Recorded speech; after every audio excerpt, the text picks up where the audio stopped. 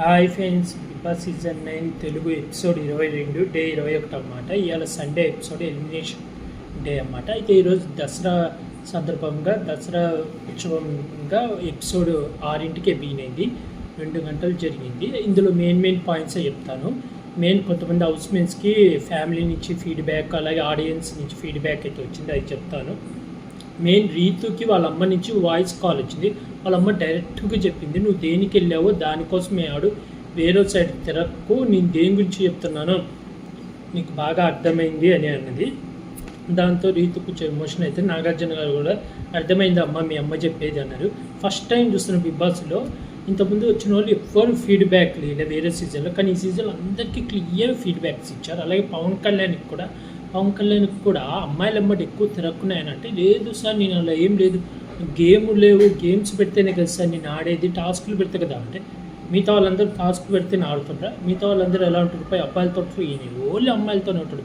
ఏముంటాడు sir, నాకు వీళ్ళు పరిచయం సార్ అంటే, అయితే తనుజ నీకు బయట నుంచి పరిచయం అంటే, లేదు సార్ ఆమె నేను ఒకే ఏజ్ అంటే, ఎక్కడే ఏజ్, ఆల్రెడీ తమ్ముడు అంటుంది, ఆమె ఏజ్ పెద్ద. సరే ఒకే ఏజ్ అన్నావు, రామ్ ఒకే ఏజే కదా, ఇమాన్యుల్ ఒకే ఏజే కదా, వాళ్ళేం పెద్దగా వాళ్ళతో ఎందుకు మాట్లాడవు, వాళ్ళతో ఎందుకు కలిసి ఉండవు అని అడిగారు. చాలా వీకారు.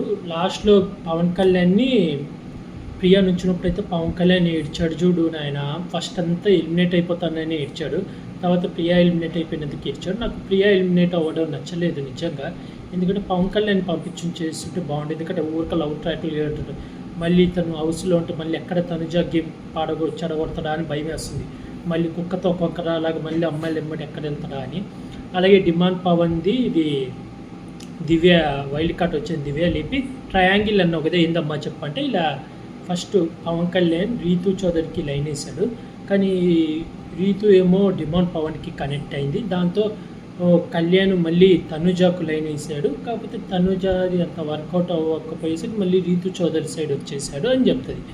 తర్వాత సంజన గారు లేసి రివర్స్ ఇంకోటి చెప్తారు, డిమాండ్ పవన్ శ్రీజాను ట్రై చేస్తున్నాడు, శ్రీజ అంటే ఇష్టము, అందుకే శ్రీజ నామినేషన్లో ఇచ్చి సేవ్ చేశాడు అని. అప్పుడు ఒక నిజం తెలుసు, శ్రీజ అంటది రీతు చౌదరి కంటెంట్ కోసం వాడుకుంటుంది అని అంటే, డిమాండ్ పవన్ కూడా అవును అంటాడు. అది ఆ విషయం తెలియగానే రీతు చౌదరి అట్ట అవుతుంది, అందుకే తర్వాత గిఫ్ట్ ఇచ్చినా కూడా అంతగా తీసుకోదన్నమాట. అక్కడ తనుజ కూడా ఒక లుక్ ఇస్తుంది అన్నమాట, నేను చెప్పా కదా ఇలా అనుకుంటారని అని. తర్వాత వాళ్ళకు చిన్న డిస్కషన్ అయింది, చెప్తాడు ఆ రోజు అలా ఏం చెప్పాలో తెలియక సైలెంట్గా ఉన్నాను, ఆ ఉద్దేశంతో కాదు మంచిగానే చెప్పింది, ఇప్పుడు నాకు నీకున్నది ఒక ఫ్రెండ్షిప్పే, అదేం తప్పు కాదు, అది ఇదని మాట్లాడుకుంటూ మళ్ళీ కలుస్తారు.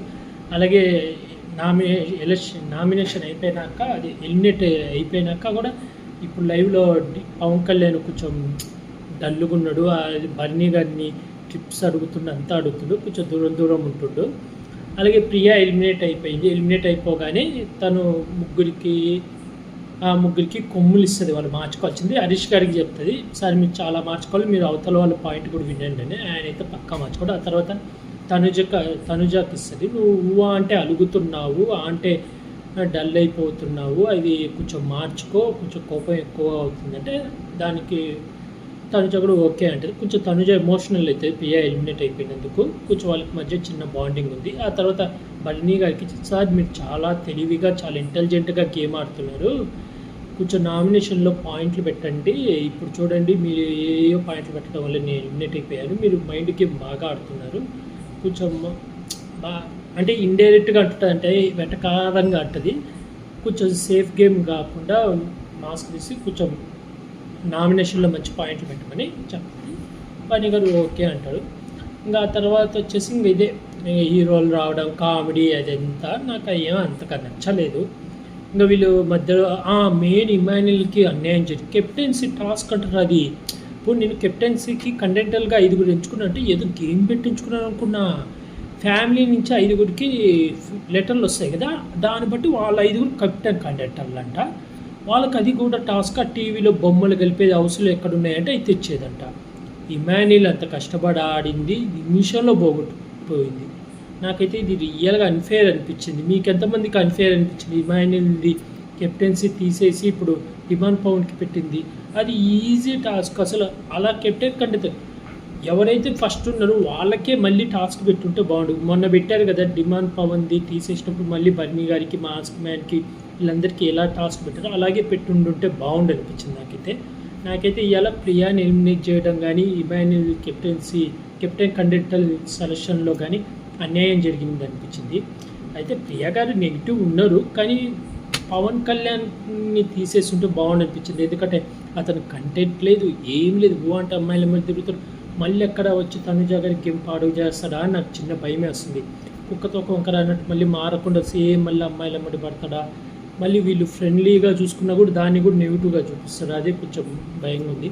మీకేమనిపిస్తుందో కూడా కామెంట్ చేసి చెప్పండి ఫ్రెండ్స్. ఈరోజు ఎపిసోడ్ నాకు అంతగా నచ్చలేదు. ఏదో జస్ట్ మెయిన్ పాయింట్ చిన్న 5 నిమిషాలలో అయిపోగొట్టేస్తున్నాను. మీకు ఈరోజు ఎపిసోడ్ చూస్తే ఏమనిపించింది? ప్రియా గారి ఎలిమినేషన్ అన్ఫేరా అనిపించిందా లేదా కామెంట్ చేయండి. అలాగే పవన్ కళ్యాణ్ హౌస్లో ఉండడం ఇష్టమా లేదా అతను కూడా ఎలిమినేట్ అయ్యి చేస్తుంటే బాగుండు అనిపించిందా లేదా కామెంట్ చేయండి. అలాగే కెప్టెన్సీ కంటెంటర్స్ని ఎంచుకున్న విధానం మీకు రైటా రాంగా అనిపించింది కూడా కామెంట్ చేయండి ఫ్రెండ్స్. అలాగే ఇలాంటి బిగ్ బాస్ రివ్యూ కోసం నా యూట్యూబ్ ఛానల్ సబ్స్క్రైబ్ చేసుకోండి friends. Like, share, comment, subscribe friends. Bye.